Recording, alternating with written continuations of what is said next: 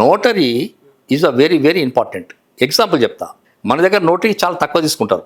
ఎంత అనేది మీకు తెలుసు, నేను చెప్పనక్కర్లేదు.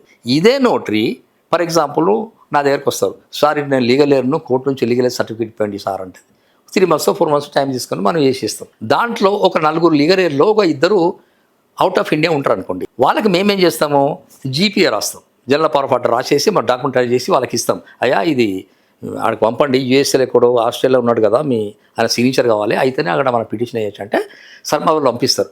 అక్కడ ఇండియన్ కరెన్సీ 1,50,000 తీసుకుంటారండి. 1,50,000 ఇండియన్ కరెన్సీ ఒక్క నోటరీకి. ఎంత డిఫరెన్స్ చూడండి. అంటే అంత విలువ బయట కంట్రీలలో, అమెరికాలో కానీ ఇతర కంట్రీలలో కానీ చాలా వాల్యూ.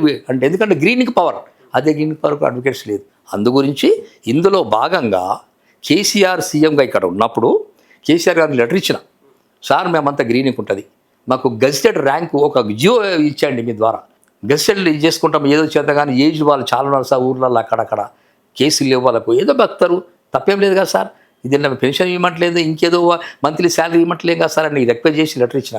చూద్దాం బాబా అని చెప్పిండు. అంతలోకి గవర్నమెంట్ పోయింది.